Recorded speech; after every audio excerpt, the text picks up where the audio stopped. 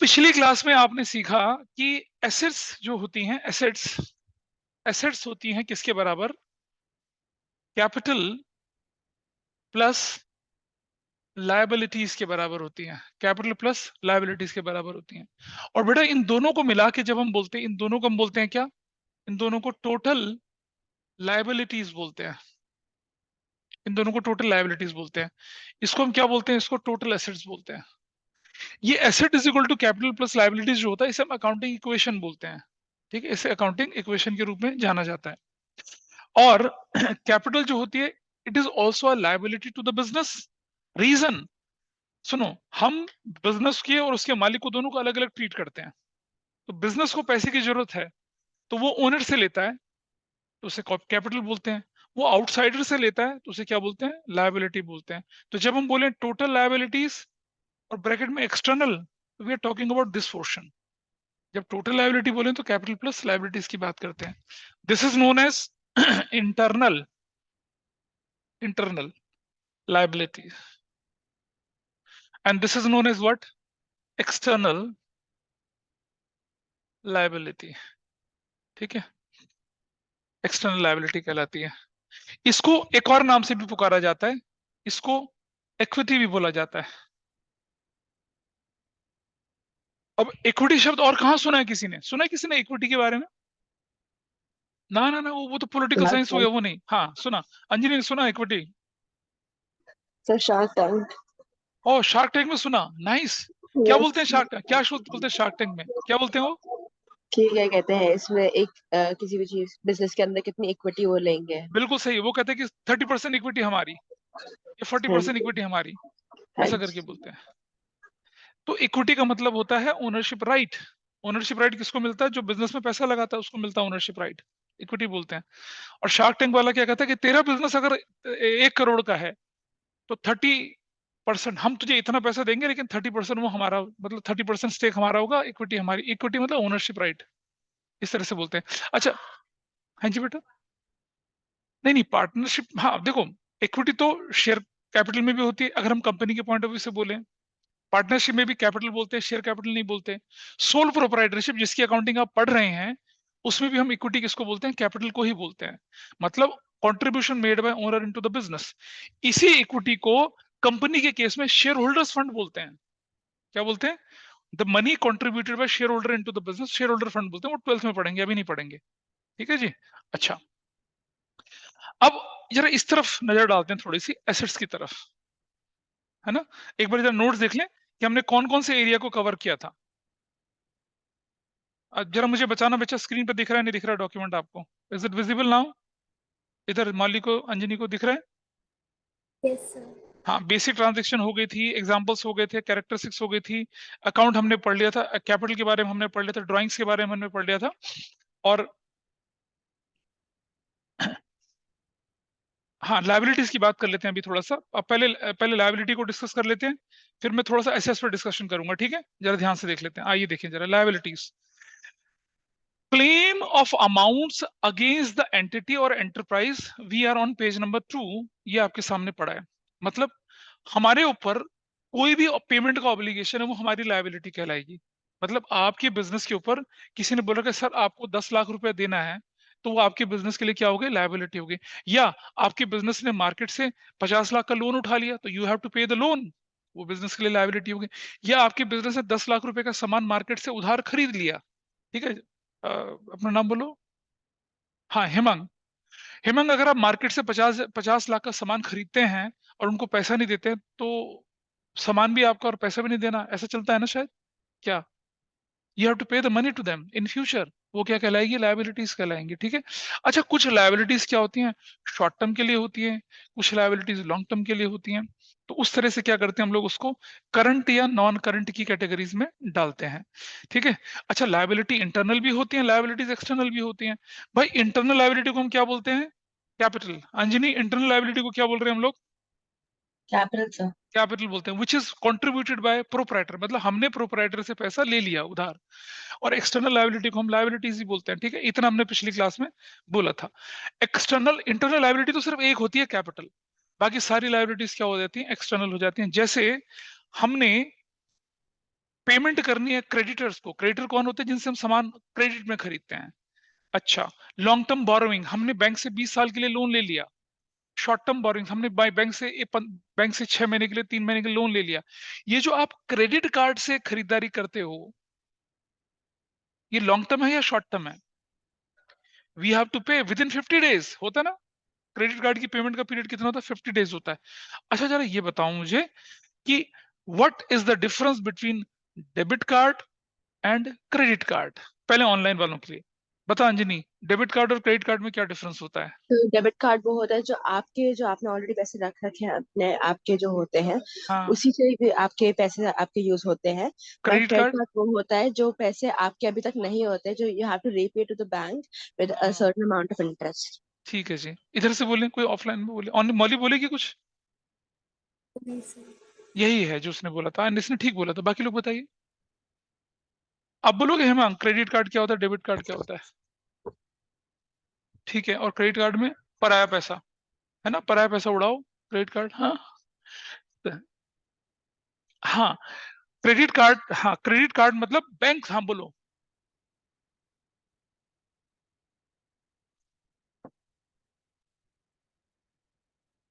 ठीक है। नहीं, नहीं, नहीं, नहीं, बिल्कुल नहीं। मेरा एचडीएफसी बैंक में अकाउंट नहीं है, but I still have HDFC bank credit card. हाँ, ऐसे भी होता है। I don't have account in HDFC bank, but I have an HDFC bank credit card, और जो 2002 से है मेरे पास, इतना पुराना। हाँ, like my wife is having an account in SBI, she is having SBI credit card and she is having SBI debit card as well, वो भी होता है। तो नहीं, अगर मैं क्रेडिट कार्ड यूज करता हूँ स्टेट बैंक ऑफ इंडिया का, सपोज मेरे पास स्टेट बैंक ऑफ इंडिया का क्रेडिट कार्ड भी है, और उसकी जो इंस्टॉलमेंट होती है, मान लो मैंने कोई, मान लो सपोज मैंने 35,000 का कोई सामान खरीद लिया, और फिर मेरे पास उसका स्टेटमेंट आ गया, and then I have to pay. जैसे एसबीआई का जो क्रेडिट कार्ड है, उसकी पेमेंट मुझे 27 को करनी पड़ती है हर महीने। तो 27 को पेमेंट अगर करनी है, तो मैं वाइफ से कहता हूँ जरा अपना कार्ड दिखाओ। क्यों दिखाएं? अब पेमेंट करनी है। नहीं दिखाते हम तुम्हें कार्ड, मना कर देती हैं। तो मुझे क्या करना पड़ता है? अपने बैंक से क्या करनी पड़ती है? पंजाब नेशनल बैंक से मुझे पेमेंट करनी पड़ती है। So it is not necessary कि you can pay credit card bill from that credit card which belongs to a bank. आप पंजाब नेशनल बैंक से, पेटीएम से, इससे, उससे, किसी भी बैंक से उसकी पेमेंट कर सकते हैं। They give you option.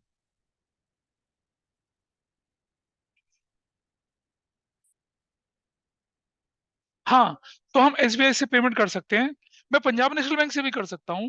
मैं ओरिएंटल बैंक, अब तो ओरिएंटल बैंक तो कॉमर्स नहीं बचा, यूनियन बैंक से भी पेमेंट कर सकता हूँ। आई कैन पेमेंट तो मैं किसी भी बैंक से कर सकता हूँ।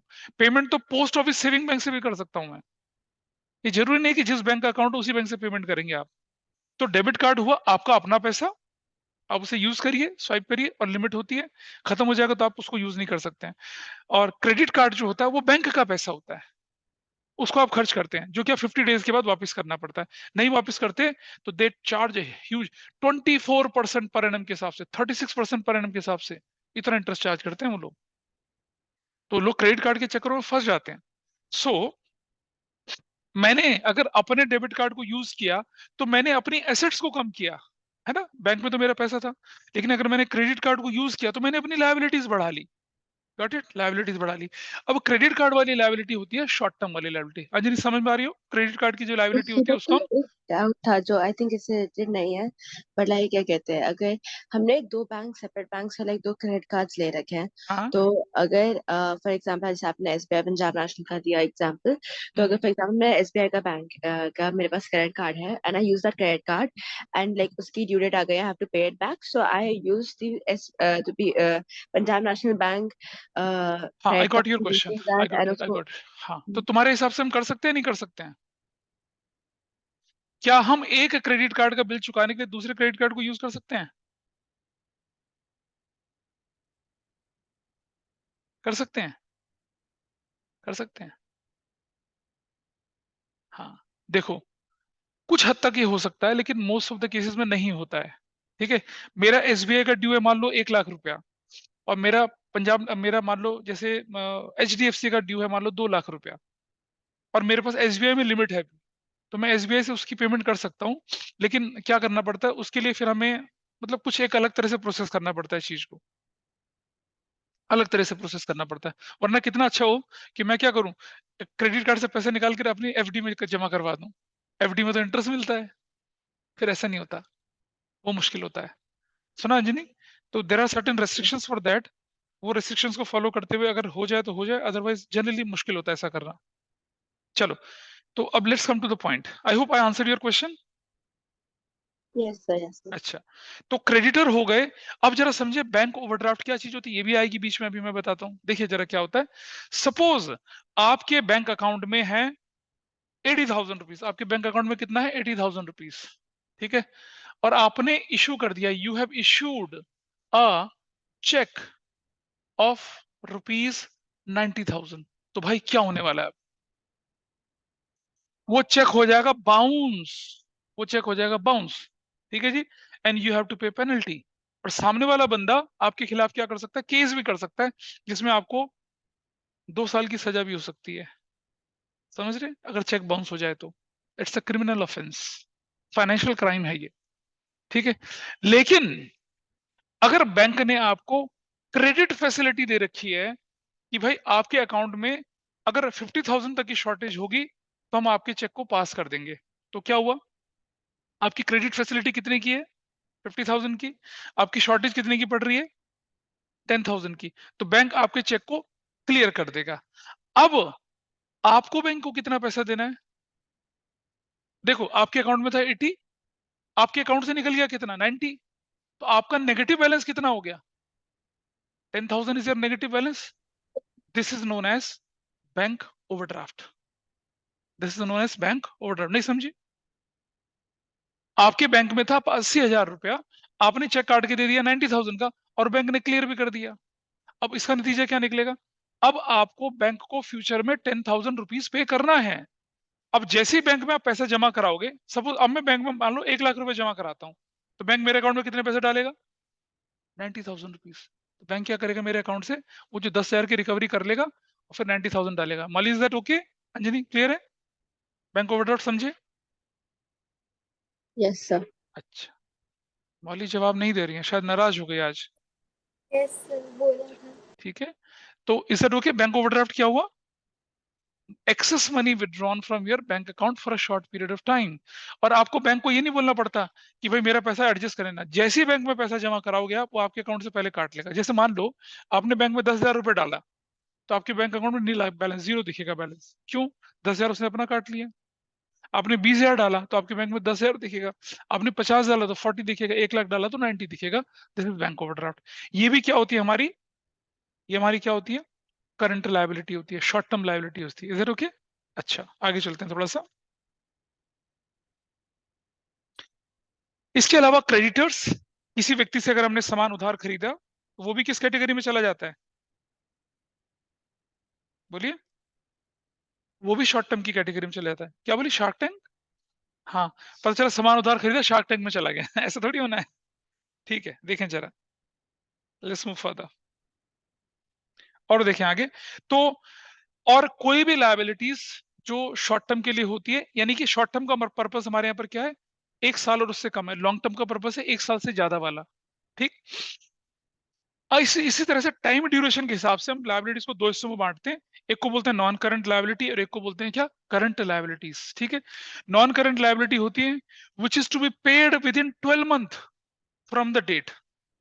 मतलब जैसे आपकी बुक्स क्लोज हो रही है कब, जैसे मान लो आपकी बुक्स क्लोज हो रही है 31 मार्च 2023 से, 31 मार्च 2023 को तो छोड़ दीजिए, 1 अप्रैल 2023 से लेकर 31 मार्च 2024 के बीच में अगर कोई भी लायबिलिटी पे करनी है, वो करंट लायबिलिटी कहलाएगी। और कोई भी लायबिलिटी अगर आपको एक 31 मार्च 2024 के बियॉन्ड पे करनी है, उसे बोलते हैं हम लोग क्या, नॉन करंट लायबिलिटीज, ठीक है। अच्छा, यहाँ एक कंसेप्ट और आता है, उसे बोलते हैं हम ऑपरेटिंग साइकिल। ये हम 12th में पढ़ेंगे कि अगर कोई लायबिलिटी विद इन 12 मंथ या विद इन ऑपरेटिंग साइकिल पे करनी है तो उसे करंट लायबिलिटी बोलते हैं। बियॉन्ड 12 मंथ और बियॉन्ड ऑपरेटिंग साइकिल पे करनी है तो क्या बोलते हैं उसको, नॉन करंट लायबिलिटीज बोलते हैं, ठीक है। अच्छा, अब यहां कॉन्फ्लिक्ट होता है बिजनेस स्टडीज का और अकाउंटेंसी का। बिजनेस स्टडीज बोलती है शॉर्ट टर्म मतलब 1 साल से कम, मीडियम टर्म मतलब 1 साल से लेकर 5 साल के बीच का, और लॉन्ग टर्म मतलब 5 साल से ज्यादा का। ये बिजनेस स्टडीज में पढ़ेंगे आप जब सोर्सेज ऑफ फाइनेंस पढ़ेंगे। तो बिजनेस स्टडीज क्या करती है, सोर्सेज ऑफ फाइनेंस को 3 हिस्सों में बांटती है, short term, medium term and long term. Short term को बोलते हैं 1 साल से कम का, 1 से लेकर 5 के बीच को बोलते हैं मीडियम टर्म, और 5 से ज्यादा को बोलते हैं क्या, लॉन्ग टर्म। लेकिन अकाउंटेंसी में हम क्या करते हैं, सिर्फ 2 होती हैं, शॉर्ट टर्म और लॉन्ग टर्म, करंट और नॉन करंट, ठीक है। तो 1 साल से कम की लायबिलिटी मतलब any liability which you have to pay within 1 year, उसको बोलते हैं आप करंट लायबिलिटी। और एक के बाद 5 साल, 10 साल, 3 साल, 20 साल, उसको बोलते हैं हम क्या, नॉन करंट लायबिलिटीज। तो यहाँ वो क्लासिफिकेशन नहीं है कि करंट होगा, मिड होगा, लॉन्ग हो, नहीं, करंट या नॉन करंट 2 कैटेगरीज बनेगी। Is it okay? चलो अब जरा समझे कि वो लायबिलिटीज जो 1 साल से ज्यादा की होती है उसे हम डिबेंचर्स भी बोलते हैं। डिबेंचर्स क्या होते हैं, लोन डॉक्यूमेंट होते हैं, शेयर जैसे ही होते हैं। किस दिन क्लास में ना मैं आपको शेयर और डिबेंचर दिखाऊंगा लाके, मेरे पास हैं रखे हुए। वो जब हमारे पास शेयर और डिबेंचर हार्ड कॉपी की फॉर्म में आते थे तब, अब तो किस फॉर्म में जाते हैं, वो डीमेट फॉर्म में होते हैं, अब तो डिजिटल फॉर्म में होते हैं, इसलिए आप उन्हें देख नहीं सकते, वो तो आपके डिजी लॉकर में, आपके अकाउंट्स में, बैंक में उसमें पड़े रहते हैं। डिजिटल फॉर्म में जाते हैं शेयर सब कंपनी के। पुराने जमाने में कंपनी के शेयर ना प्रिंटेड पेपर होते थे पहले, अब नहीं होता ऐसा, अब सब डिजिटल फॉर्म में होता है। क्या चीज बेटा? हाँ, डीमटेरियलाइजेशन एक, और फिर रीमटेरियलाइजेशन। अगर आप उन्हीं उन्हीं डिजिटल कॉपी का प्रिंट आउट ले लेंगे तो वो हार्ड कॉपी बन गया, वो रीमटेरियलाइजेशन हो गया। डीमटेरियलाइजेशन मतलब डिजिटलाइजेशन। अब कंपनी क्या करती है, शेयर डिजिटल फॉर्म में इशू करती है, ऐसे नहीं इशू करती, ठीक है, ऐसा करके। अच्छा, जैसे मैं बोलूं तो आप बुक माई शो से किसी फिल्म का टिकट बुक कराते हैं, डिजिटली बुक कराया, पेमेंट डिजिटली करी, आपके व्हाट्सएप पे क्या आ गया, टिकट आ जाता है, आता है नहीं आता, बताइए अंजनी, टिकट आता है व्हाट्सएप पे अगर बुक माई शो से कराएंगे तो बुक। Yes, sir. अब वो है डिजिटल फॉर्म। अब आप उसका प्रिंट निकाल के ले आते तो क्या हो जाएगा, वो हार्ड कॉपी बन जाती है, वो रीमटेरियलाइजेशन हो जाता है। वो डिजिटलाइजेशन था, डीमटेरियलाइजेशन था, ये रीमटेरियलाइजेशन होता है ये।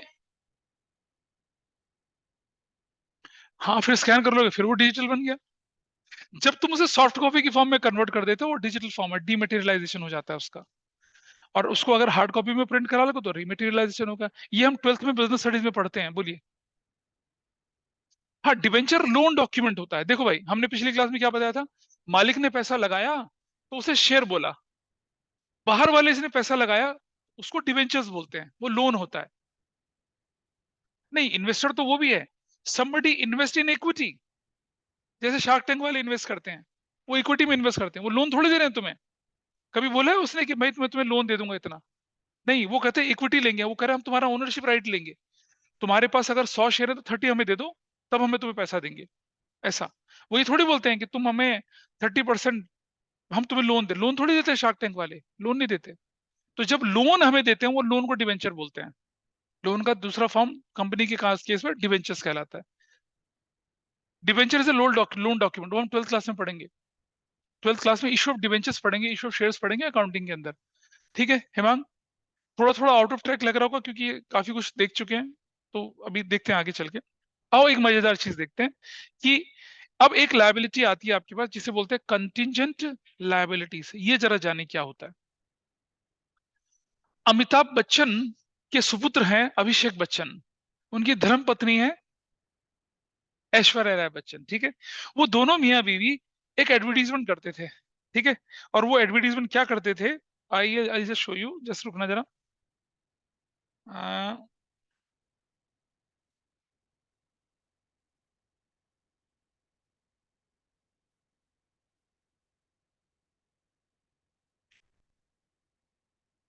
वो दोनों क्या करते थे कि प्रेशर कुकर का ऐड करते थे दोनों, प्रेस्टीज का। और ऑनलाइन वालों को मैं दिखा सकता हूँ, ऑफलाइन वालों को तो नहीं दिखा सकता मैं। और इनकी, हाँ, क्या चीज? नहीं नहीं, वो व्हाट्सएप पे नहीं दिख रहा है भाई तुम लोगों को, ऑनलाइन वालों को। Yes sir. प्रेस्टीज कुकर के ब्रांड एम्बेसडर अभिषेक जी और ऐश्वर्या राय बच्चन हैं। और प्रेस्टीज का पता क्या टैगलाइन था, जो बीवी से करे प्यार वो प्रेस्टीज से कैसे करे इनकार। ये इनकी टैगलाइन हुआ करती थी, ठीक है। ये तुम इसकी वीडियो देखना, दिख जाएगा तुम्हें। हाँ, क्या चीज? हाँ, याद है? अच्छा, तो तुम्हारे मम्मी पापा ने वही खरीदा। कोई बात नहीं, ठीक है जी। अब जरा समझते हैं। तो अभिषेक बच्चन से और ऐश्वर्या राय बच्चन से अब प्रेरित होके हेमांग ने क्या किया? शादी के अगले दिन चला गया प्रेशर कुकर खरीदने। हेमांग कहेगा यार पहले दिन ही मुझे लटका दिया। तो इसने क्या करा, चल पत्नी चलते हैं प्रेशर कुकर खरीदने, और पहुंच गया दुकान पे, ठीक है। और सबसे बढ़िया क्वालिटी का करीब करीब अच्छा खासा कुकर उसने खरीद लिया और घर वापस आ गए।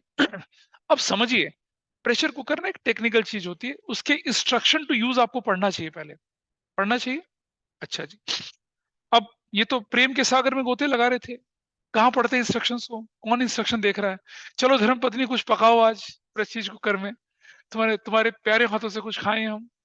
ठीक है, धर्म पत्नी भी उत्साह में थी, इंस्ट्रक्शन पढ़े नहीं और कुकर में ढक्कन लगा दिया। और अच्छा, अब मुझे बताइए, मैं किसी को टारगेट नहीं कर रहा हूँ, पर जैसे मान लो कुछ लोगों का कलर फेयर होता है, कुछ लोगों का वेटिश होता है, कुछ लोग मतलब सफेद होते हैं बिल्कुल, ऐसे भी होते हैं। मेरी 12th में एक बच्ची आती, शी इज व्हाइट। तो अब मुझे बताइए कि जैसे कलर लोगों के होते हैं ना, जैसे गेहुआ कलर होता है किसी का सांवला कलर होता है, किसी का बिल्कुल गोरा कलर होता है। हमारे देश में तो हर तरह के रंग मिलते हैं आप लोगों को, ठीक। तो ये और इनकी वाइफ दोनों का रंग एक जैसा था, गेहुआ कलर था दोनों का, है ना। लंबाई चौड़ाई ऊंचाई 36 गुण मिल रहे थे, और इस तरह से इनका विवाह संपन्न हुआ था। लेकिन इनके विवाह को किसी की वक्र दृष्टि लग गई, नजर लग गई। अब वाइफ ने क्या करा, जैसी कुकर में सीटी होने वाली थी, वो कुकर के पास पहुंची, बूम, और इनकी वाइफ अंग्रेज बन गई। अंग्रेज बनने का मतलब समझते हो? अब जब वो पानी गिरेगा चेहरे पे, तो चेहरे के निकल गए बाहर। मतलब दिस हैपेंस इन एक्सीडेंट्स, अगर आप केयरफुली इंस्ट्रक्शंस लेके नहीं पढ़ेंगे, ठीक है। बस शादी के दूसरे दिन एक्सीडेंट हो गया, पत्नी अंग्रेज बन गई, ये आग बबूला हो गए। इन्होंने क्या कर दिया, प्रेस्टीज के ऊपर, प्रेस्टीज कुकर बनाने वाली कंपनी के ऊपर 5 करोड़ का मुकदमा ठोक दिया।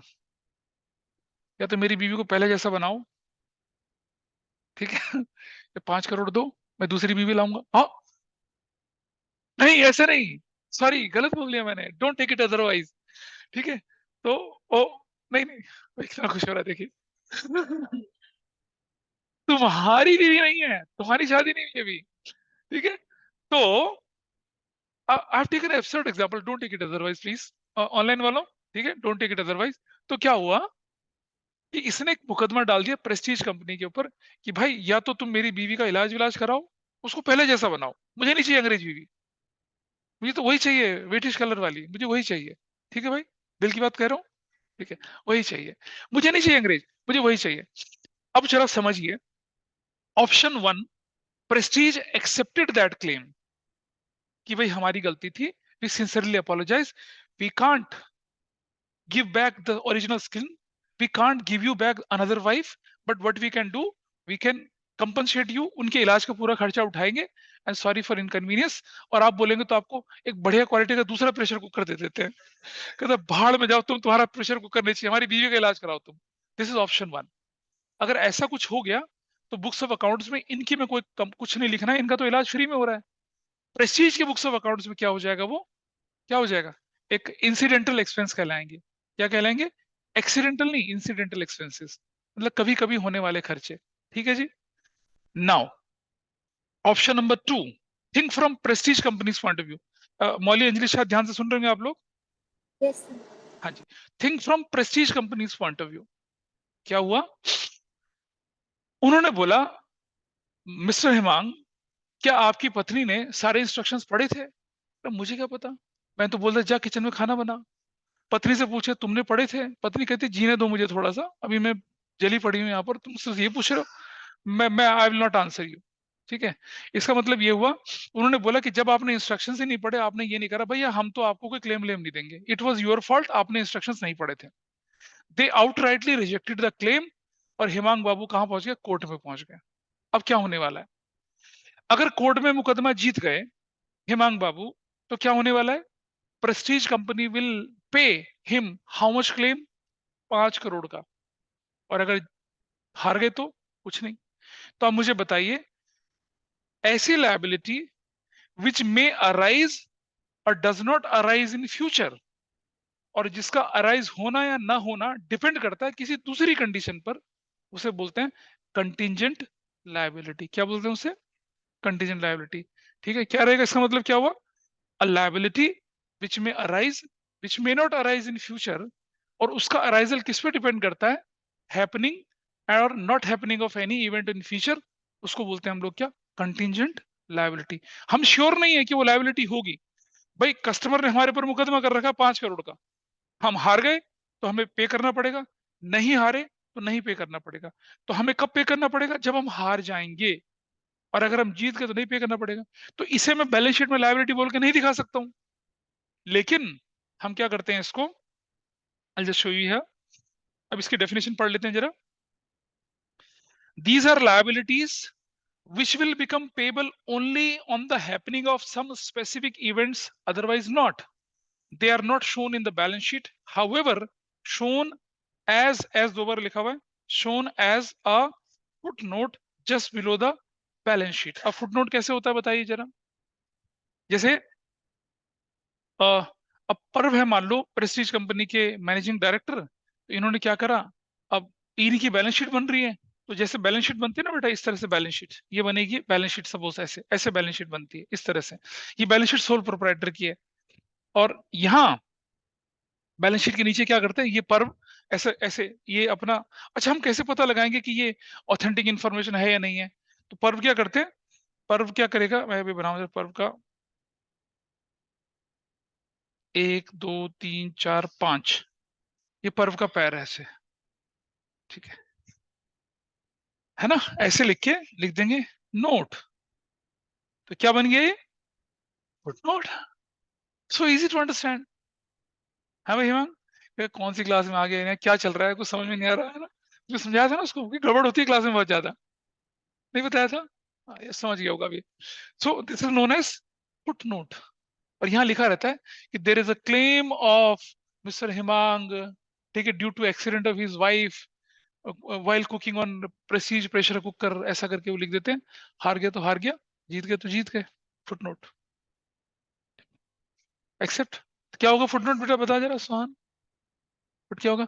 Accountant will raise his leg, put his foot mark, उसके अंदर लिखा जाएगा फुटनोट। ठीक है, ऐसा कुछ होता होगा क्या? बताओ अंजनी मौली, फुटनोट ऐसे ही होता होगा ना? राक्षसी पैर है देखो पर्व का, तो इतना बड़ा पैर No, sir. नहीं होगा, वाकई नहीं होता। मैंने बहुत बेकार एग्जांपल लिया। सुनो, इसे फुटनोट पता है क्यों बोला जाता है? ये है बैलेंस शीट का मस्तक, ये है बैलेंस शीट के चरण, चरणों के नीचे जो नोट लिखा जाता है उसे फुटनोट बोला जाता है। इट डजंट मींस कि actually accountant has to put his foot and then put the impression, ऐसे लकीर डाल के और तब नोट दे, वैसा कुछ नहीं है। फुटनोट मतलब बैलेंस शीट के नीचे एज अ नोट ही मेंशन होता है, इसे बैलेंस शीट में नहीं दिखाते हैं, and it is known as contingent liability. ठीक है, तो आई होप स्टोरी ध्यान रहेगी तो डेफिनेशन भी ध्यान रहेगी सबको, ठीक है, और तुम भी ध्यान रखना। I am sorry for your loss. चलो आगे चलते हैं थोड़ा सा। सो इसके कुछ एग्जांपल्स हैं, इसके कुछ एग्जांपल्स हैं, जिसमें से एक एग्जांपल है लायबिलिटी, पॉइंट नंबर 2 देखिएगा, liability in respect of a suit pending in a court of law. कोई उन्होंने मुकदमा कर दिया आपकी कंपनी के ऊपर, हार गए तो आपको पेमेंट करनी पड़ेगी और जीत गए तो आपको नहीं करनी पड़ेगी। This is one example. आपने अब जैसे मान लो पर्व ने क्या किया कि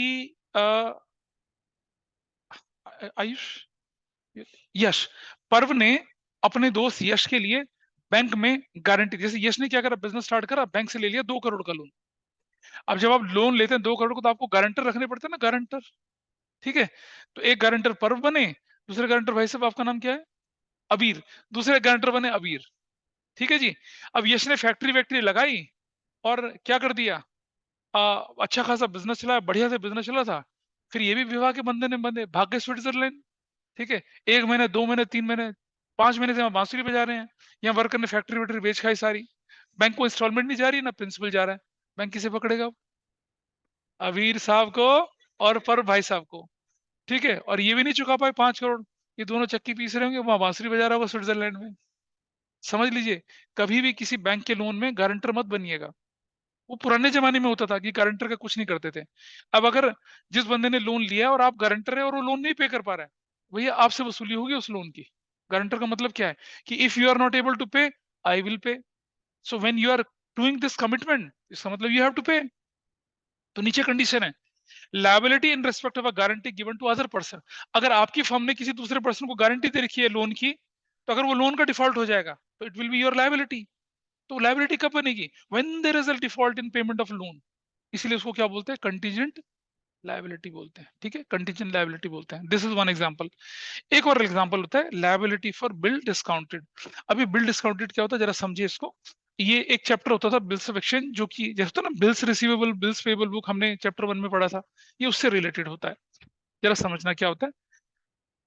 मैंने आपको समझाया था ना कि बिल्स रिसीवेबल वो बिल होते हैं जिनके अगेंस्ट हमें फ्यूचर में पैसा मिलना है। अब बिल रिसीवेबल का पैसा 3 महीने बाद मिलना है और हमें पैसे की जरूरत अभी है। हम क्या करते हैं, अपने बैंक के पास जाते हैं, बैंक को बोलते हैं ये बिल है 20,000 रुपए का, हमें पैसे की जरूरत अभी है, आप हमें इसके अगेंस्ट पैसा दे दीजिए। और बैंक उस बिल के अगेंस्ट पैसा दे देते हैं, सपोज 19,000 रुपीज। तो आपको क्या हुआ, 20,000 के बिल के बदले में कितना पैसा मिला आपको? 19,000 रुपीज मिला। और 1,000 का क्या हो जाता है? डिस्काउंट कहलाता है। इसे कहते हैं डिस्काउंटिंग अ बिल। ठीक है। अब 3 महीने बाद अगर उस बिल की पेमेंट हो गई तो आपको तो कुछ नहीं पे करना। लेकिन अगर 3 महीने बाद वो बिल डिसऑनर हो गया, सामने वाले ने कहा था मेरे पास पैसा नहीं, मैं नहीं दे रहा, तो बैंक किसे पकड़ेगा? हमें पकड़ेगा। हमारे लिए होगी ना लायबिलिटी। ये है लायबिलिटी फॉर डिस्काउंटिंग बिल। इसे भी कंटीजेंट लायबिलिटी बोलते हैं। अगर बिल की पेमेंट हो गई, we are not suppose to pay anything. लेकिन अगर बिल की पेमेंट नहीं हुई, we have to pay that amount of money. डिस्क नहीं। अ, अपने नोट्स को लेके इधर आओ। सपोज ये बच्ची हमारे पास ये बिल्स ऑफ एक्सचेंज लेके आई है मेरे पास। अब इधर आ जाना। ये बिल्स ऑफ एक्सचेंज लेके आई मेरे पास, ये बिल्स ऑफ एक्सचेंज है। और मैंने ये बिल्स रिसीवेबल है मेरे लिए, मैंने इसे सामान बेचा था, इसने मुझे 20,000 का बिल एक्सेप्टेंस लिख के दे दी कि आई विल पे 30,000 40,000 rupees you in 50,000 rupees in future. मैंने बिल रख लिया अपने पास। ठीक है। मैंने कहा ठीक है भाई, अब आप ऐसा करो कि आप, हो गया ठीक है, पेमेंट कर देंगे। ठीक। मैंने इस बिल को लिया और अपने बैंक में जमा करा दिया। और बैंक से कितना ले लिया? 49,000 ले लिया। बैंक ने मेरे अकाउंट में डाला, मैंने यूज कर लिया। 3 महीने बाद जब पेमेंट की बारी आई, तो शी इज सपोज टू पे टू द बैंक। इसने बैंक को पेमेंट नहीं करी। अब बैंक किसे पकड़ेगा? मुझे पकड़ेगा। तो मेरे लिए ये बिल जो मैंने डिस्काउंट कराया था, ये कंटीजेंट लायबिलिटी कहलाएगी। Which if she paid in future, तो क्या होने वाला है? I have no liability. But if she doesn't pay, then who has to pay it? I have to pay it. तो ये पे करेंगे नहीं करेंगे मुझे कैसे पता? अनसर्टेन है ना। इसीलिए मैंने इसे कंटीजेंट लायबिलिटी बोला। फिर ऐसी लायबिलिटी नहीं बोला हमने इसे। Is it okay? तो ध्यान रहेगा। अंजनी और मौली, समझ में आई बात? ये डाउट है कुछ? नहीं सर। नहीं समझ में आया? नहीं सर, डाउट नहीं है। अच्छा ठीक है। इसी तरह से अगले पेज नंबर 2 पे चलिए जरा, नीचे की तरफ। Classification of liability in case of a companies. Companies के केस में लायबिलिटी का क्लासिफिकेशन कैसे होता है? करंट लायबिलिटीज, और कौन सी लायबिलिटीज होती है? Non current liabilities. ठीक है। करंट लायबिलिटी के बारे में उन्होंने लंबी चौड़ी चीजें दे रखी है, इसको हम अभी 11th में डिस्कस नहीं करेंगे। ये बिल्कुल प्योरली 12th की किताब से उठा के रखी हुई चीजें हैं। तो आपको सिर्फ ध्यान रखना है कि जो 12 महीने के अंदर अंदर या ऑपरेटिंग साइकिल के अंदर अंदर पे करनी होती है, उन्हें कहते हैं current liability. And which goes beyond operating cycle, beyond 12 महीना, उसको बोलते हैं हम क्या? Non current liability. अब कुछ लोगों की आंखों में प्रश्न उलझ रखे हैं कि सर ये ऑपरेटिंग साइकिल क्या होता है, वो भी मैं बता देता हूँ। ठीक। किसी प्रोडक्ट का लाइफ साइकिल, जैसे मान लो हमने क्या किया, गारमेंट मैन्युफैक्चर करते हैं हम लोग, कपड़ा हम शर्ट पैंट्स वगैरह बेचते हैं। तो सबसे पहले हम क्या करेंगे? शर्ट पैंट को बेचने के लिए सबसे पहले क्या करेंगे? हम बनाते भी हैं और बेचते भी हैं। क्या करेंगे सबसे पहले? बताओ अंजनी, क्या करेंगे? अगर मैं पैंट और शर्ट और टी शर्ट बनाने वाला बंदा हूं, या मान लो आपने कोई ब्रांड बताइए, जैसे मैं बोलूं जिनकी टी शर्ट, जैसे जैसे पीटर इंग्लैंड है सपोज, वो टी शर्ट भी बनाता है, शर्ट भी बनाता है, पैंट भी बनाता है, ब्लेजर भी बनाता है। ठीक है अंजनी, तो मुझे बता कि प्रोडक्शन किससे शुरू होता है? क्या कैसे शुरू होगा प्रोडक्शन पीटर इंग्लैंड का पैंट शर्ट का? She is going to answer, बोलो। रॉ मटेरियल्स लाने होंगे बिल्कुल पहले। सही। सबसे पहले क्या करेंगे हम लोग? कपड़ा लाएंगे, रॉ मटेरियल लाएंगे, धागा लाएंगे, बटन लाएंगे, जिप लाएंगे, बुकरम वगैरह वो सब चीज लेके आएंगे। फिर क्या करेंगे इंजीनियर आगे? फिर उसको सो करके उसकी मैन्युफैक्चरिंग करेंगे। उसको मैन्युफैक्चरिंग करेंगे, बना देंगे।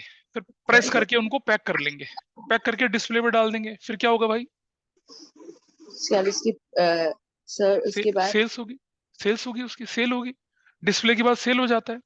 तो रॉ मटेरियल लिया, उसको प्रोडक्ट में कन्वर्ट किया, उसको सेल के लिए रखा, फिर वो बिक गया। कुछ पैसा कैश आता है, कुछ पैसा उधार चला जाता है। ठीक है। तो हमने क्या किया, हमने रॉ मटेरियल लिया, हमने उससे मैन्युफैक्चरिंग करी, मैन्युफैक्चरिंग के बाद उसे सेल करा, सेल के बाद हमने क्या करा, उस पैसे की रिकवरी कर ली। तो ये टाइम पीरियड, पूरा का पूरा टाइम पीरियड, इसे कहते हैं हम लोग क्या, ऑपरेटिंग, इसे बोलते हैं operating cycle. Time period from acquisition of raw material, converting into finish product, selling it out into the market and realising cash. वो टाइम पीरियड क्या कहलाता है? क्या कहलाता है? ऑपरेटिंग साइकिल कहलाता है। तो ऑपरेटिंग साइकिल आपका 3 महीने का भी हो सकता है, 6 महीने का भी हो सकता है, 1 साल का भी हो सकता है, और स्टील मैन्युफैक्चरिंग के केस में 2-2 साल का भी हो सकता है। ठीक है। तो डिपेंड करता है कि आपकी कंपनी का ऑपरेटिंग साइकिल क्या था, उसके हिसाब से आप उसे करंट या नॉन करंट। अब मान लो आपके प्रोडक्ट का ऑपरेटिंग साइकिल मान लो 2 साल का है, तो 2 साल तक जो भी पेमेंट आप कर रहे हैं उसको करंट बोलेंगे, बियॉन्ड 2 ईयर को क्या बोलेंगे, नॉन करंट बोलेंगे। Got it? Is that okay? Operating cycle purely 12th की चीज है, लेकिन मैंने आपको हल्का सा ग्लिम्सेस दे दिया इसका 11th क्लास में। ठीक है, चलो आगे बढ़ते हैं, थोड़ा सा नोट्स पे चलें आगे। देखिए लिख रखा है, operating cycle means time between acquisition of an asset for processing and conversion into cash and cash equivalent. If operating cycle cannot be identified, it is taken as 12 month. Operating cycle ये 12th की चीज है, हमने 11th में थोड़ा बहुत इसके बारे में पढ़ लिया। ठीक है जी। तो आपने क्या सीखा? Current liabilities, non current liabilities, current liabilities के एग्जांपल, नॉन करंट लायबिलिटीज के एग्जांपल, और आपने कंटीजेंट लायबिलिटीज के बारे में भी पढ़ा, और आपने ऑपरेटिंग साइकिल के भी बारे में पढ़ा with respect to companies act 2013। ठीक है, चलो आगे चलते हैं। आइए देखें जरा, अब हम डिस्कशन करते हैं इस पॉइंट पे। This is what? एसेट्स। ठीक है जी। अब एसेट्स भी क्या होती हैं? 2 तरह की होती हैं, जैसे करंट और non current. How do I identify current है या नॉन करंट है? क्या नाम है आपका? हाँ, हर्षिल एंड हिमांग। ठीक है।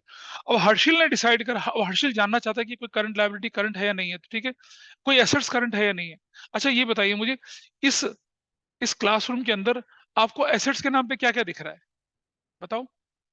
ये बोर्ड दिख रहा है, एसेट होगी, और ये एसी दिख रहा है, एसी एसेट्स। नाइस नाइस, एक ही करके बताइए। मैं भी एसेट्स हुआ? हाँ, मैं इस मकान के मालिक का थोड़ा ही हूँ मैं मैं नहीं हूँ एसेट। और ये कैमरा एसेट है, ठीक है, और वो स्पीकर एसेट्स हैं, फैन एसेट्स है, और डिस्को लाइट भी है यहाँ पर, पता है? हाँ, हाँ, वो भी एसेट है मैं जला के दिखाऊंगा आपको, वो भी एसेट है। पीछे फर्नीचर पड़ा हुआ एसेट्स है, वहाँ एसी लगा एसेट्स पड़ा, वो अलमीरा वो एसेट्स है। Number of assets are here, सारी एसेट्स यहाँ पर। ठीक है ना, एसेट्स सारी की सारी। अब इनमें से कुछ मेरी पर्सनल एसेट हैं, और कुछ इस लैंड प्रॉपर्टी के ओनर की एसेट्स हैं। मेरी एसेट्स में क्या है? मेरा लैपटॉप, मेरा कैमरा, मेरा बोर्ड, और जो मैंने लाइट्स वाइट्स लगा रखी है, फोन ये लगा रखी है, ये सब क्या हो गया मेरा, मेरे लिए एसेट्स हो गई। बाकी जो इंफ्रास्ट्रक्चर है, बिल्डिंग और जो बाकी सारी चीजें, ये सब, ये जो वो बन रखा सारा अलमीरा शोकेस वगैरह सब, और ये सारे के सारे ओनर की एसेट्स कहलाएंगे। ठीक है, मैं बिजनेस चला रहा हूँ तो मेरी एसेट्स उससे रिलेटेड हो जाएंगी। ठीक। अच्छा, तो अगर मैं आगे बढ़ूं थोड़ा सा, जरा देखें कि एसेट्स क्या होती हैं। They are economic resources which will give benefit in the future.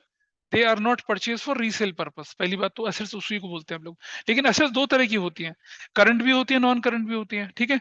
तो अब मैंने बोला, हर्षिल ने पता लगाना कि कोई एसेट्स करंट है या नहीं है। ठीक है। अब आप देख रहे हैं ना, इलेक्ट्रिकल स्विचेस है यहाँ पर। तो अब ये कैसे पता लगा कि वो करंट है या नहीं है? ये उंगली दे देगा अंदर, झटका लगेगा तो क्या करंट नहीं झटका लगा तो क्या है, नॉन करंट। क्यों अंजनी, सही बोले ना? If you want to determine कि electrical switches in your house are current or non-current, just put your finger inside that और बटन दबा देना। झटका लगा तो क्या है, नहीं तो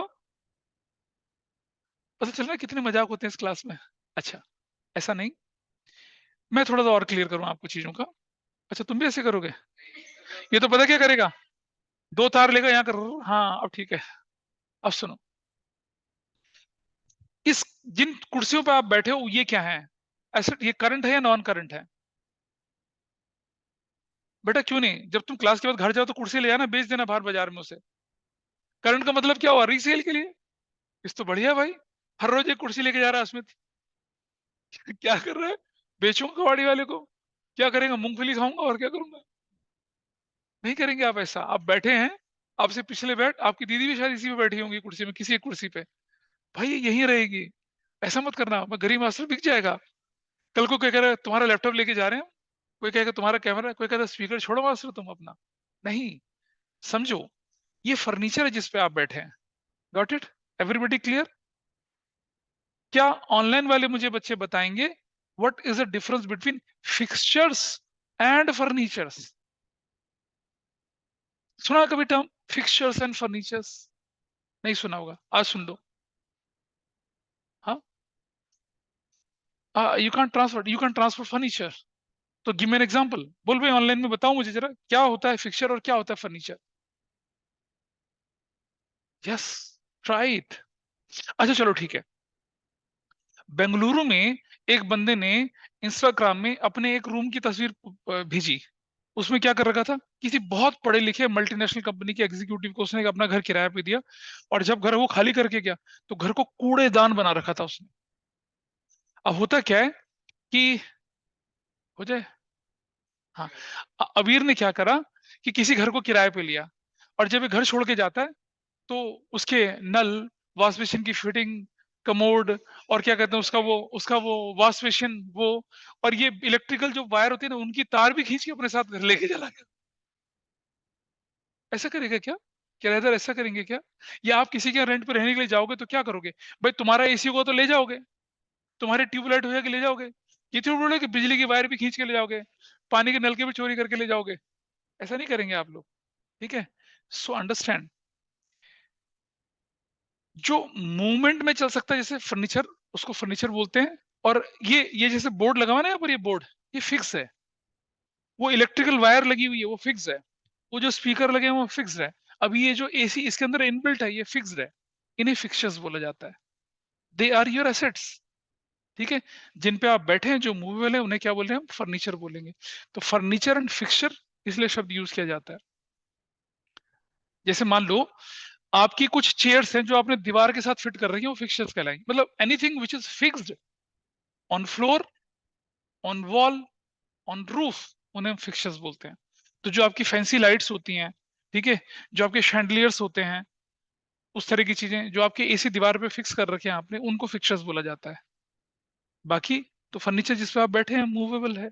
अब ये पंखे वंखे हैं ये मूवेबल हैं, लेकिन अगर यही पंखा मैं वॉल माउंट करके वहां लगा दूंगा तो वो फिक्सचर बन जाएगा, ठीक है? क्या चीज? निकल जाएगा, निकल जाएगा बिल्कुल। अच्छा सुनो, इसको निकाल के क्या करोगी? इसको निकाल के, वो विंडो एसी का तुम्हें समझ में आता है, स्प्लिट भी बढ़िया से, ये कैसे निकलेगा? ये जब निकलेगा निकलेगा, जब ये निकलेगा तो आपकी पूरी फॉल सीलिंग को तोड़ ताड़ के निकलेगा, ढंग से उस तरह से निकलेगा। यहाँ दिक्कत होती है। चलो फिक्सर निकाल के देखते हैं किसी का। किसी के घर में जाओ और फॉल सीलिंग में मारो थोड़े। क्या कर रहे हो? We are trying to take out fixers. नहीं करेंगे ऐसा। अच्छा निकलने को तो ये भी निकल जाएगी ना बेटा, इसके अंदर की तार भी निकलेगी जैसे उसने किया था। लेकिन जनरली नहीं निकालते हैं उसको, ठीक है? अच्छा मुझे बताइए, फिक्सचर्स एंड फर्नीचर जो होता है वो करंट की कैटेगरी में है नॉन करंट की कैटेगरी में? नॉन कर बता भाई अंजनी, फिक्सचर्स और फर्नीचर जो है वो करंट एसेट्स की कैटेगरी में है नॉन करंट की कैटेगरी में है? So non-current. नॉन करंट की कैटेगरी में। इन्हें हम रीसेल के लिए नहीं खरीदते हैं कि मैंने कुर्सियां खरीद ली फिर बाहर सेल लगा रहा हूँ, ले लो सस्ती कुर्सियां ले लो, नहीं करूंगा मैं ऐसा। आप लोग बैठेंगे, आपके सीनियर्स जूनियर्स बैठेंगे तो वैसा करके चलेगा, ठीक है? तो फिक्सचर्स एंड फर्नीचर क्या होता है, उसे हम क्या बोलते हैं? नॉन करंट एसेट्स और करंट एसेट्स की कैटेगरी में लेके चलते हैं, ठीक है? आगे चलते हैं थोड़ा सा। अच्छा एसेट्स की ना बहुत मजेदार चीज और होती है। अब हमने बोला कि asset is something over which we have a legal right. अब आप मुझे बताइए, मैंने लिया होगा शायद एग्जांपल या नहीं लिया होगा, अगर आपके पेरेंट्स ने कार खरीदी, कोई कार, तो कार जब हम खरीदते हैं ना, तो हम, जैसे सपोज मान लो उन्होंने 40 लाख रुपीज की कोई गाड़ी खरीदी, तो क्या करते हैं? सीधा सीधा 40 लाख लेके बोलते हैं, अरे बड़ू पकड़ 40 लाख रुपए, कार छोड़ दे। ऐसे ही करते हैं क्या करते हैं? You will go to the showroom, you will make down payment, then you will get loan approved, आपके कागज वागज लगते हैं। 40 लाख 50 लाख ये सीधा सीधा नहीं खरीदते लोग, नहीं खरीदते, इवन सेलिब्रिटीज भी नहीं करते हैं ऐसा, वो लोन करवा लेते हैं, क्योंकि it is very difficult you to justify income tax authority. 50 lakh आए कहाँ से, बोलते थे ले बेड़ू ले जा, आए कहाँ से बताओ तो जरा। और 50 लाख एकदम देके गाड़ी खरीदना, करते हैं कुछ लोग करते हैं, है जी। हाँ वो कर सकते हैं ना, बिल्कुल कर सकते हैं, ठीक है। अब जैसे एयर इंडिया ने क्या करा, अपने पायलट की सैलरीज बढ़ा दी हैं, तो जो उनका सीनियर मोस्ट पायलट है उनकी सैलरी 8.5 लाख के करीब है, तो वो तो 1 करोड़ साल का कमा रहा है, तो वो तो हर महीने ऑल्टो खरीद सकता है हर महीने बहुत सारी नैनो खरीद सकता है, that's possible for him. Anyway, तो हमने बोला आपसे कि anything which over which you have a legal right that is known as your assets. अब हमने कार खरीदी, कार खरीदी कितने की, 40 लाख रुपए की, और मान लो कार 80 लाख रुपीज की, तो 40 लाख रुपीज का हमने क्या करवा दिया, लोन करवा दिया, loan state bank of India से, एचएसबी से करवा दिया, अमेरिकन एक्सप्रेस से, किसी से भी लोन करवा दिया। गाड़ी का असली मालिक कौन है अब, गाड़ी बैंक में खड़ी होगी रोज, है भाई, ठीक है। अनन्या ने क्या कार खरीद ली, और शोर शाम को कहाँ जा रही हो, पार्क करने जा रही हो, कहाँ, वो सेक्टर 22 में ब्रांच है बैंक की, वहां मुझे गाड़ी खड़ी करनी, ठीक है, कोई बात नहीं, ठीक है, तो बताइए। अच्छा कोई बात नहीं, कोई बात नहीं। सो मुझे बताओ भाई, कार आपने खरीदी 80 लाख रुपए की, जिसमें 40 लाख अपना दिया और 40 लाख किसका दिया, बैंक ने दिया, तो गाड़ी का असली ओनर कौन है, हम लोग नहीं है ओनर। असली ओनर की जो बिल्कुल ओनरशिप राइट डॉक्यूमेंट्स में वो बैंक के पास रहेगी, जब तक आप बैंक का पैसा नहीं चुका देते हैं, ठीक है। अच्छा, धूम मचाले धूम स्टाइल में अनन्या एक्सप्रेस वे पे गाड़ी चला रही है, और अचानक से ट्रैफिक पुलिस वाले मामा कहते हैं रुको, कहाँ चली, गाड़ी किसकी है, अरे साड़ी गाड़ी हैगी, दिखाओ कागज, दिखाओ किसके कागज हैं, कागज खोल के देखते इसमें तो पप्पा का नाम लिखा था, पप्पा भी तो साढ़े हैंगे, वो भी हमारे होंगे, वो भी हमारी है।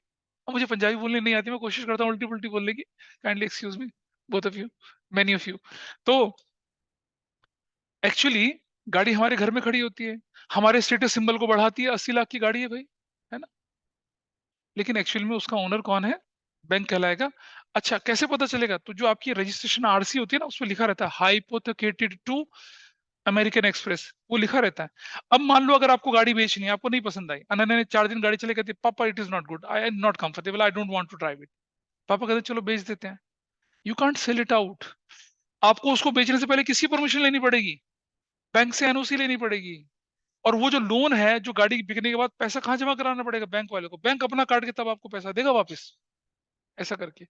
सबसे मजेदार चीज समझना, कुछ लोगों की गाड़ी की इंस्टॉलमेंट पूरी हो जाती है, ठीक है जी, अब उन्हें लगता है कि अब गाड़ी क्या हो गई, अपनी हो गई, and what they do, they never get NOC from bank, और ना ही वो जो आरसी पे हाइपोथेटिकेशन लिखा था उसको रिमूव करवाते हैं। मान लो उनकी गाड़ी चोरी हो गई, अब क्लेम किसे मिलेगा, बैंक को मिलेगा, आपको नहीं मिलेगा। पहला राइट क्लेम पर किसका है, बैंक का है। अब भागो बैंक में, बैंक क्यों देगा, तो इसलिए क्या करना चाहिए, जब गाड़ी की ईएमआई वगैरह खत्म हो जाती है ना, तुरंत से उसको अपने नाम पे करवाइए, वो आरसी को कन्वर्ट करवाइए, चेंज करवाइए। अगर गाड़ी चोरी हो गई, गाड़ी का नुकसान हो गया, तो क्या होने वाला है, क्लेम इंश्योरेंस का किसको मिलने आए, बैंक को मिलेगा क्लेम, लॉस होने के केस में। छोटी मोटी टक्करों का तो क्लेम आपको मिल जाता, कोई दिक्कत नहीं है, लेकिन अगर गाड़ी गुम हो गई, कुछ और हो गया, तो क्लेम एंटाइटल जो होता है वो बैंक का होता है, क्योंकि आपने गाड़ी बैंक से ली थी, और इंश्योरेंस कंपनी क्लेम बैंक को मिलेगी, फिर बैंक से आप उसे निकलवा लो बैंक से पैसा, कैसे निकलवाओगे, इट्स वेरी डिफिकल्ट आसन, people land themselves into a great trouble by not getting this done. बहुत छोटी सी लीगल फॉर्मेलिटी होती है, लेकिन अगर आप इसे नहीं करते हैं पूरा, तो गड़बड़ हो जाता है। बड़ा आसान सा काम होता है, बैंक पे जाइए, वो एनओसी बना के दे देगा, एनओसी को स्कैन करके आरटीओ की वेबसाइट में डालिए, अपने स्कैन उसके साथ अपने डॉक्यूमेंट के स्कैन करने के साथ, हाँ, और वो पैसा भरिए, फीस भरिए, और आपके घर आ जाता है नया राशि, इट हैपेंस, ठीक है। तो जरूरी नहीं है कि हमने जो भी एसेट्स खरीद ली उसका ओनरशिप राइट हमारे पास ही है, ठीक है, लेकिन पोजेशन हमारे पास रहता है, वरना ऐसा हो जाए तो एक बैंक से एक महीने में 40 गाड़ियां क्या होती हैं, फाइनेंस होती हैं, रोज शाम को 40 गाड़ी बैंक के आगे खड़ी हो जाए, फिर लो भैया रखो, देख लो तुम कैसी है, ऐसा नहीं होता, पोजीशन आप ही का रहेगा, ड्राइव आप करेंगे, फ्यूल आप भरेंगे। पता चला अभी बोल रहा है, उन्हें अनन्या बोलती है बैंक के पास जाके रोज सुबह-सुबह, भाई तुम्हारी गाड़ी पेट्रोल भरो, मुझे घूमने जाना है।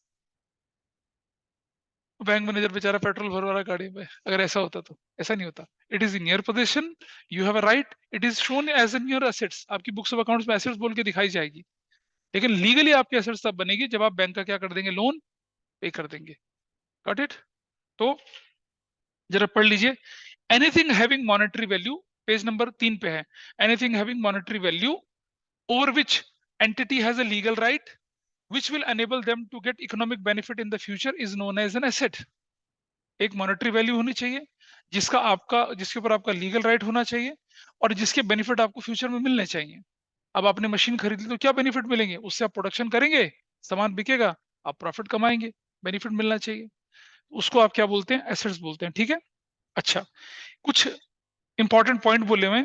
It should be owned by the business, it should have some value attached, it should have been acquired at a measurable money cost, it may have tangible or intangible form।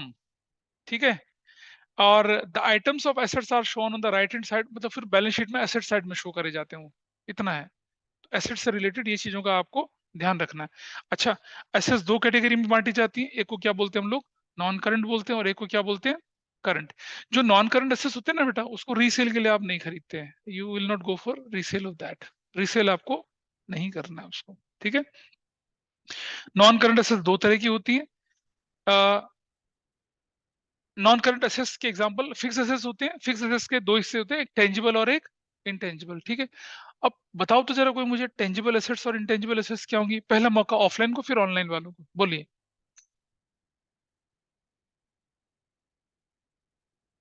हाँ, ठीक है। अब अबीर क्या करता है, किसी, अच्छा चल अबीर नहीं करता, हर्षिल हर्षिल हर्षिल हर्षिल नहीं, हर्षिल नहीं, हाँ ये बच्ची दीति, अरे दीति की बारी है। दीति किसी महफिल वहफिल में जाती है, और एक कोई बच्चा जो है ना, अपने हाथ में एक बहुत बढ़िया सा टॉय लेके खड़ा होता है। टॉय तो बड़ा अच्छा है, कितने का होगा बेटा ये? आंटी मुझे नहीं पता, मम्मी को पता होगा। बच्चे के सिर पे हाथ रख, ये कितने का होगा? नहीं, नहीं समझे मेरा मतलब। आप किसी पार्टी में जाते हैं, एक बड़ा प्यारा सा छोटा सा नन्नू मुन्ना चुटकू पुटकू बच्चा आपको दिखता है, उसके हाथ में टॉय है। आप टॉय पे हाथ लगा के बोलते बड़ा बढ़िया खिलौना तेरा यार, कितने का होगा? You can tell the price. फिर थोड़ी में आप उसकी क्या करते हैं, सिफ्ट सॉफ्ट सिल्की बालों को हाथ लगा, तू कितने का बेटे? Can anybody tell the price of that person?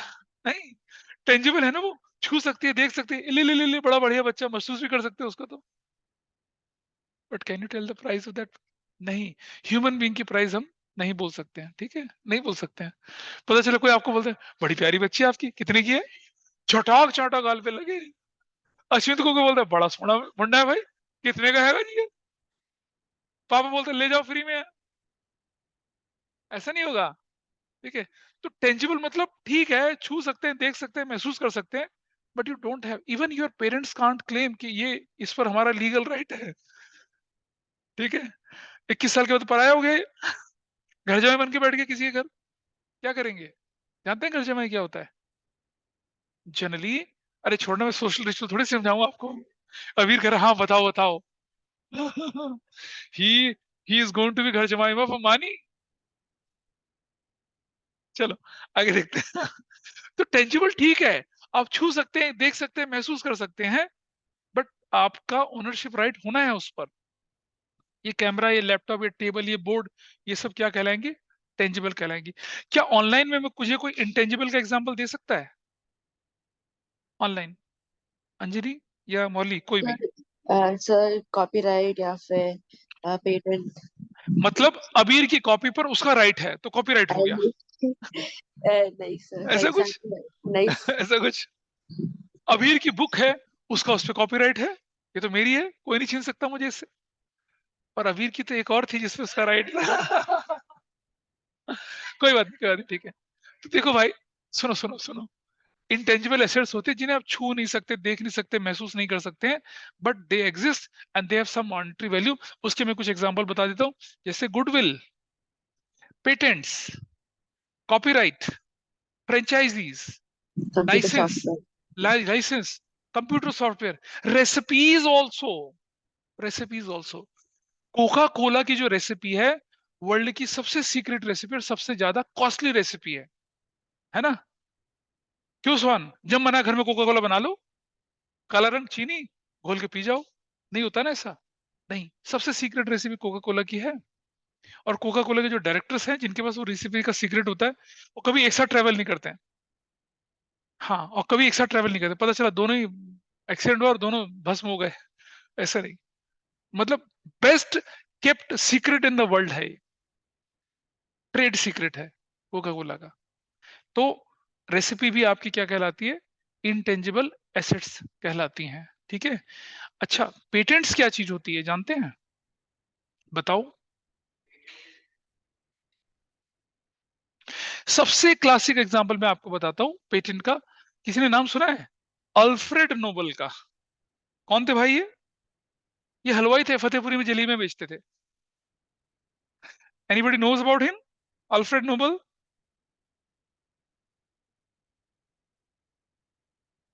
नहीं पता किसी को? अरे बोलो, ऑनलाइन बोलो, अल्फ्रेड नोबल। ये स्क्रीन पे दिख रही है भाई साहब की फोटो। इनके नाम पे पता क्या था? Nobel Yes. प्राइज। हाँ बोलो बोलो, क्या बोली? कुछ बोल रही थी ऑनलाइन में, याद है क्या? स्वीडन के नागरिक थे ये, और डेनमार्क, मतलब स्वीडन के थे ये। और यहाँ क्या था कि इनका, इनके नाम पे इन्होंने क्या, अच्छा इन्होंने बेसिकली क्या करा, ही इन्वेंटेड डायनामाइट। डायनामाइट जानते हैं? एक्सप्लोसिव है। डायनामाइट इन्वेंट किया इन्होंने। और डायनामाइट में इन्वेंट करा, बहुत मजेदार चीज है, डायनामाइट इन्वेंट किया इन्होंने, और उसका पेटेंट इनके पास था, राइट था उनके पास।